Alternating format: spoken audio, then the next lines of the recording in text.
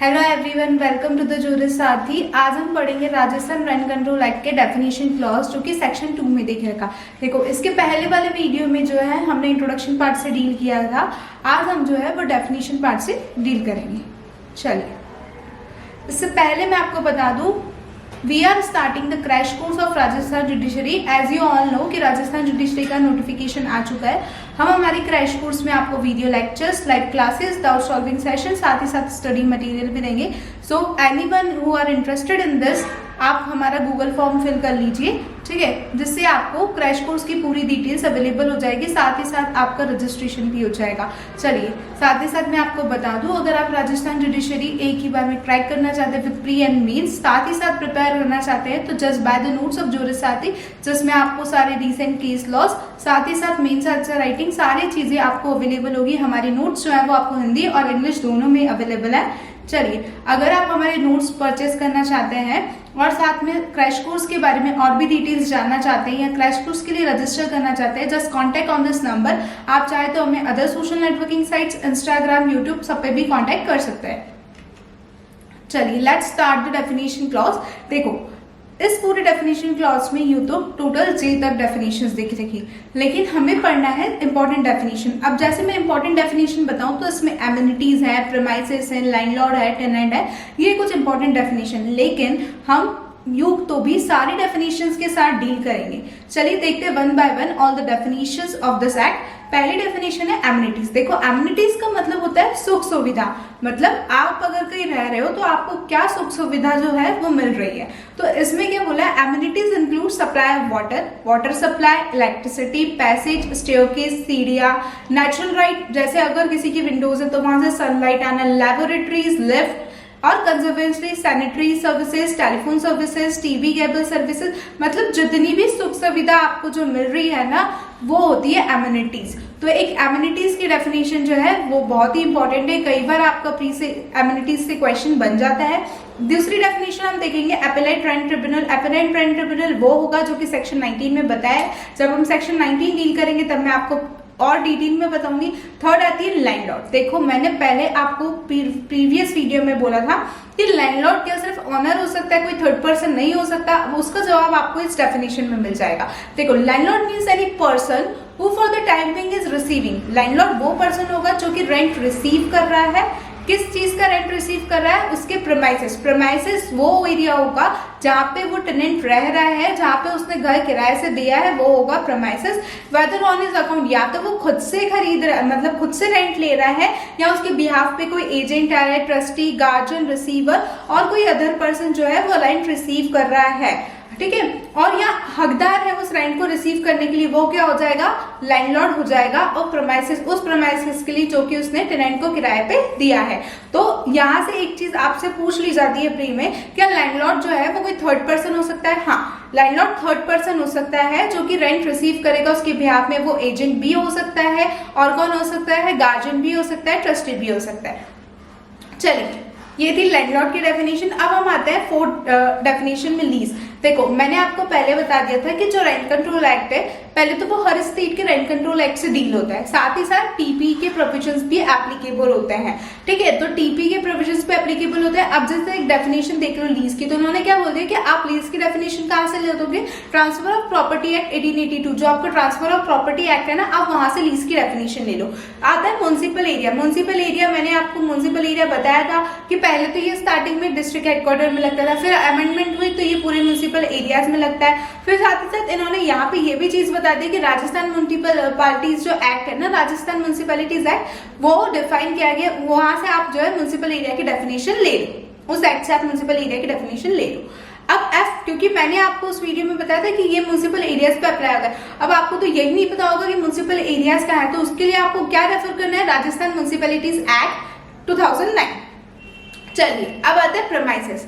Premises मतलब कि घर जहां हम रह रहे हैं। अब देखो, प्रीमाइसेस में ये जो डेफिनेशन है ना, ये positive as well as negative दोनों फॉर्म को एक्सप्लेन करती है। लेकिन ये डेफिनेशन स्टार्ट जब होती है ना, तो ये नेगेटिव फॉर्म से स्टार्ट होती है। देखो, हमारे एमपी कंडीशन भी क्या बोलता है कि एग्रीकल्चर पर्पस के लिए कोई प्रॉपर्टी है ना, तो वो अप्लाई नहीं होगी। सिमिलर है उस डेफिनेशन के। यहाँ पे क्या बोला है? Any land not being used for agriculture purpose, यानी कि प्रीमाइसेस में वो लैंड आएगी जो एग्रीकल्चर पर्पस के लिए यूज नहीं हुई है, कोई बिल्डिंग, कोई पार्ट ऑफ बिल्डिंग भी जो है प्रेमाइसेस में आएगी, लेकिन फार्म बिल्डिंग नहीं आएगी। Farm building in the sense मैं बता देती हूँ आपको, सपोज मेरा जो एरिया है वो खेतीबाड़ी करती हूँ मैं वहां पे, उसी के पास में मैंने एक रूम बना लिया रहने के लिए, ठीक है, तो वो और उसी रूम को किसी और को दे दिया, तो वो जो है वो फार्म बिल्डिंग की कैटेगरी में आएगा और उस पर जो है वो रेंट कंट्रोल एक्ट अप्लाई नहीं होगा। लेट और इंटेंडेड टू बी लेट और use as a resident for the commercial, या आप उस चीज को किसी किराए पे दे रहे हो कमर्शियल पर्पज के लिए, तो भी वो किस में आएगा, प्रेमाइसेस की डेफिनेशन में आएगा। यानी कि क्या बोला कि एनी लैंड जो एग्रीकल्चर पर्पज के लिए यूज नहीं हुई है वो प्रेमाइसेस की कैटेगरी में आएगी, एंड बिल्डिंग और part of building form building को छोड़ के वो भी किसकी कैटेगरी में आएगी, प्रेमाइसेस की कैटेगरी में आएगी। तीसरा क्या बोला है, गार्डन, गैरेज, आउट हाउसेस, मतलब जितना भी गार्डन एरिया जो आपके घर से लगा हुआ है, finally appurtenant to such building, वो भी premises. Any furniture supply to the landlord, अगर लैंडलॉर्ड को कोई फर्नीचर सप्लाई करा है for the use of such building, वो भी क्या आएगा, premises. Any fitting affix to amenities provided, मतलब अगर उस घर में विंडोज, खिड़की जो भी अटैच है वो भी किसकी कैटेगरी में आएगा, प्रेमाइसेस की कैटेगरी में आएगा, ठीक है। Part of more beneficial enjoyment, any land appurtenant to let any such building, ठीक है, जितनी भी जो भी आपने किराए से दिया है और उससे लगा हुआ कोई बिल्डिंग, बट इसमें क्या इंक्लूड नहीं होता है, ये सबसे ज्यादा इंपॉर्टेंट है और यहीं से आपका प्री का क्वेश्चन जो है वो बनता है। देखो अभी तक हमने क्या पढ़ा कि जो प्रेमाइसेस है उसमें क्या आएगा, लैंड जो एग्रीकल्चर पर्पज के लिए यूज नहीं हुई, कोई बिल्डिंग रेसिडेंशियल या कमर्शियल पर्पज के लिए, लेकिन फार्म बिल्डिंग जो है वो नहीं आएगी। साथ ही साथ हमने पढ़ा garden, garages, out houses, furniture जो कि सप्लाई किया है लैंडलॉर्ड के लिए और उससे रिलेटेड कोई फिटिंग अफिक्स्ड है जैसे कि पंखा और जो भी चीजें वहां पे अटैच्ड है, फिर लैंड अपेरेंट जो भी आपने किराए से दिया है, बट क्या इंक्लूड नहीं होगा, क्या इंक्लूड नहीं होगा, रूम और अदर अकोमोडेशन इन अ होटल। अगर आप होटल में कोई रूम ले रहे, धर्मशाला हो गई, कोई सराय हो गया, कोई हॉस्टल हो गया, ये लॉजिंग हाउस हो गया, बोर्डिंग हाउस हो गया, ये सब चीजों पे जो है वो रेंट कंट्रोल एक्ट अप्लाई नहीं होता। ध्यान रखना, आपका प्री का क्वेश्चन यही से बनता है कि रेंट कंट्रोल एक्ट इस पे अप्लाई नहीं होता है, तो एग्रीकल्चर प्रॉपर्टी पे अप्लाई नहीं होता है, साथ ही साथ धर्मशाला, होटल, बिल्डिंग, हॉस्टल इन पे अप्लाई नहीं होता है, और किस पे अप्लाई नहीं होता है, फार्म बिल्डिंग पे अप्लाई नहीं होता है। तो ये जो डेफिनेशन है आपकी प्रेमाइसेस वाली जो 2F में, ये बहुत ही इंपॉर्टेंट डेफिनेशन है, और अभी हमने 2A देखा वो भी इंपॉर्टेंट डेफिनेशन है, एमिनिटीज। अब आती है नेक्स्ट डेफिनेशन। नेक्स्ट डेफिनेशन कौन सी है, देखो, अच्छा इसका एक एक्सप्लेनेशन भी है। क्या बोल रहा है कि in the absence of contract to the top of the roof of formal premises let out to the tenant. देखो जो रूफटॉप वाला एरिया है ना वो भी अप्लाई नहीं होगा, ये बताना चाहते हैं इसके एक्सप्लेनेशन पे, प्रीमाइसेस में वो इंक्लूड नहीं होगा, ये वो बताना चाहते हैं। फिर आता है FA। देखो जो रेंट अथॉरिटी ने ये 2017 के अमेंडमेंट से जोड़ा गया था 2FA, तो कई बार आपसे अमेंडमेंट वाला क्वेश्चन भी पूछ लेते हैं। साथ ही साथ आता है आपका 2G, ठीक है, 2G बात करता है रेंट ट्रिब्यूनल। रेंट ट्रिब्यूनल वो होगा जो सेक्शन 13 में कॉन्स्टिट्यूट किया गया। यहाँ पे देखो आप किसी जॉब में जाते हैं तो आपको एक एज क्राइटेरिया बता देते हैं कि भैया आप इतने साल तक रहोगे तो आप जॉब, जैसे आप अगर 62 साल तक के आप कर सकते हो, उसके बाद में आपका रिटायरमेंट मिल जाएगा। लेकिन यहाँ पे भी एक चीज मैं बता दूं, यहाँ पे सीनियर सिटीजन की कैटेगरी बताई है कि सीनियर सिटीजन वो होगा जिसने 65 ईयर की एज अटेंड कर लिया और उससे ज्यादा। तो यहाँ पे एक आपको एक क्वेश्चन बन जाता है कि सीनियर सिटीजन कौन होगा, जिसने 65 ईयर की एज अटेंड कर लिया और मोर। फिर आता है 2I टेनेंट। टेनेंट कौन होगा, अ पर्सन। देखो 2I की डेफिनेशन भी बहुत इंपॉर्टेंट है। टेनेंट कौन होगा, the person by whom on whose account on behalf of rent is but to contract express और इम्प्लाइड। टेनेंट वो पर्सन होगा जिसके बिहाफ पे क्या कर रहा है, कोई रेंट पे कर रहा है, ठीक है, वो वहां रह रहा है, उसके बिहाफ पे रेंट पे कर रहा है, और अगर कोई कॉन्ट्रैक्ट है एक्सप्रेस और एम्प्लॉय, ठीक है, फॉर एनी प्रीमाइसेस, उस प्रीमाइसेस का जो कि उससे लैंडलॉर्ड से उसने लेके रखा है, ठीक है। तो टेनेंट वो पर्सन होगा जो उसके बिहाफ पर रेंट पे कर रहा है। किसको पे कर रहा है, टेनेंट को, लैंडलॉर्ड को पे कर रहा है, सॉरी लैंडलॉर्ड को पे कर रहा है, और इंक्लूडिंग द पर्सन कंटिन्यू, और वो उस पोजीशन पे अभी भी रह रहा है after the termination of tenancy. मतलब आपका एक रेंट एग्रीमेंट था सपोज, और अब रेंट एग्रीमेंट एक्सपायर हो गया, उसके बाद भी आप रह रहे हो तो भी आप टेनेंट माने जाओगे। लेकिन अगर आपके खिलाफ कोई डिग्री ऑफ एविक्शन या ऑर्डर ऑफ एविक्शन पास हो गया तो फिर आप टेनेंट नहीं कहलाओगे। इनका कहने से मतलब ये है, ठीक है। अब second clause, in the event of death, अगर मान लो अगर टेनेंट की डेथ हो जाती है, तो टेनेंट की जब डेथ हो जाती है तो इनके कहने का मतलब ये है कि in case of residential purpose तो अगर वो रेसिडेंशियल पर्पस है, अगर सपोज टेनेंट की डेथ हो जाती है और वो प्रॉपर्टी रेसिडेंशियल पर्पस है, तो उनका जो भी surviving spouse, son, daughter, mother, father who had been, जो वहां पर रह रहे हैं ऑर्डिनरी रेसिडेंस, तो वो टेनेंट बन जाएंगे। इन केसेस प्रेमाइसेस जो है कमर्शियल पर्पस है, तो सेम चीज बोल दी, सर्वाइविंग स्पाउस, सन, डॉटर, वो क्या बन जाएंगे, जो वहां पे कैरिंग कर रहे हैं, बिजनेस रन कर रहे हैं उस प्रेमाइसेस पे, तो वो टेनेंट बन जाएंगे। तो टेनेंट की डेफिनेशन में क्या क्या पॉइंट्स थे देखिए। पहली चीज, जो उसके बिहाफ पे रेंट पे कर रहा है, किसको पे कर रहा है, लैंडलॉर्ड को, चाहे वो कॉन्ट्रैक्ट एक्सप्रेस हो, एम्प्लॉयड हो। दूसरी चीज उन्होंने क्या बोला कि आप टेनेंसी का एग्रीमेंट खत्म होने के बाद भी आप वहां रह रहे हो तो अभी आप टेनेंट कहलाओगे, लेकिन अगर आपके खिलाफ कोई ऑर्डर ऑफ एविक्शन या जो भी डिग्री पास हो गई एविक्शन की, तो आप टेनेंट कहने के हकदार नहीं होंगे। अगर आपकी डेथ हो जाती, इन केसेस टेनेंट की जो डेथ हो जाती, तो फिर कौन होंगे, उनके सर्वाइविंग स्पाउस, सन, फादर, रेसिडेंशियल पर्पस और कमर्शियल पर्पस के लिए वो टेनेंट बन जाएंगे। चलिए नेक्स्ट डेफिनेशन देखते हैं। अभी तक तो जो हमने सारी डेफिनेशंस पढ़ ली, अब आती है chapter second and third. Chapter second and third section 3 की बोलता है कि सेक्शन चैप्टर सेकेंड और थर्ड पे ये जो प्रेमाइसेस की प्रोविजंस है ना, ये अप्लाई नहीं होंगे। चैप्टर सेकेंड और थर्ड रिवीजन ऑफ रेंट के बारे में बात करता है, रेंट कैलकुलेशन के बारे में बात करता है, तो उन पे ये चैप्टर अप्लाई नहीं होंगे।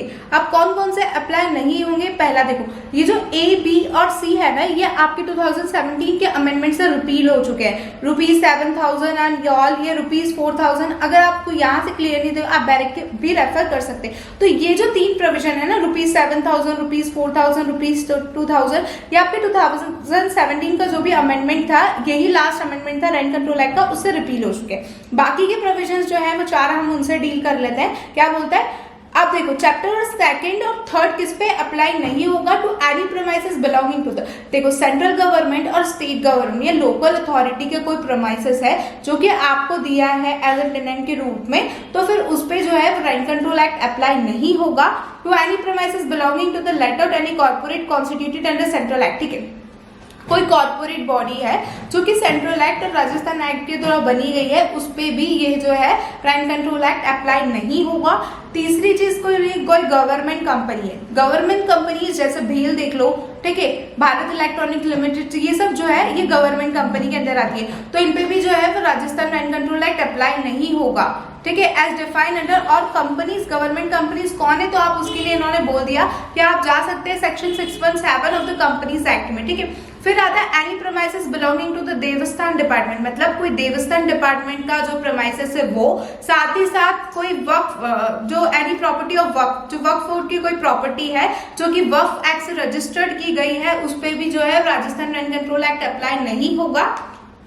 उसके लिए भी आप उस एक्ट को पढ़ सकते हैं। Any premises belonging to the कोई रिलीजियस, चैरिटेबल, एजुकेशनल ट्रस्ट, देखो शुरुआत में जब मैंने आपको बताया था कि डेफिनेशन जो है किस पे अप्लाई नहीं करती है, तो मैंने आपको बता दिया हॉस्टल वगैरह इन सब पे अप्लाई नहीं होती है। फिर यहाँ पे इन्होंने एक और चीज क्लियर कर दी कि उस पे तो अप्लाई नहीं होती, लेकिन इस पे अप्लाई होगी, पर कैसे, अगर वो religious, charitable, educational trust purpose के लिए ना, तो उस पे ये चैप्टर सेकंड और थर्ड तो अप्लाई नहीं होगा। तो क्या बोल रहा है, any premises belonging to the religious, charitable, educational trust या क्लास ऑफ ट्रस्ट जो स्टेट गवर्नमेंट बताती है, उस पे भी ये अप्लाई नहीं होगा, जो स्टेट गवर्नमेंट ने स्पेसिफाई किया। फिर एनी प्रेमाइसेस बिलोंगिंग और वेस्टेड, अगर कोई यूनिवर्सिटी लॉ के द्वारा एस्टैब्लिश्ड है तो उसके प्रेमाइसेस पे भी Rajasthan rent control act apply नहीं होगा। कोई बैंक है, कोई पब्लिक सेक्टर अंडरटेकिंग है, कोई कॉर्पोरेशन है, या वो सेंट्रल और स्टेट एक्ट से रजिस्टर्ड है, उन पे भी Rajasthan rent control act apply नहीं होगा।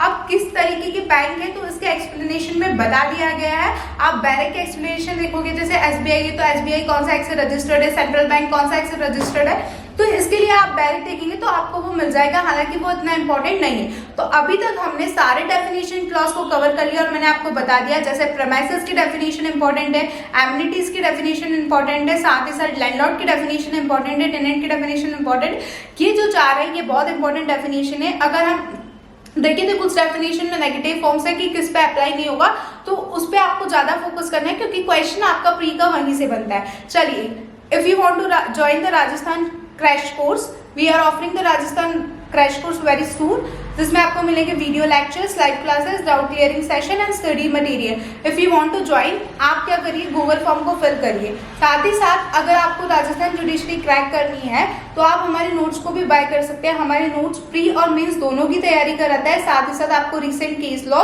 और और भी चीज़ें हिंदी इंग्लिश अवेलेबल होगा, साथ ही आपको हमारे नोट्स पूरे आंसर राइटिंग मॉड्यूल के अकॉर्डिंग मिलेंगे। Thank you.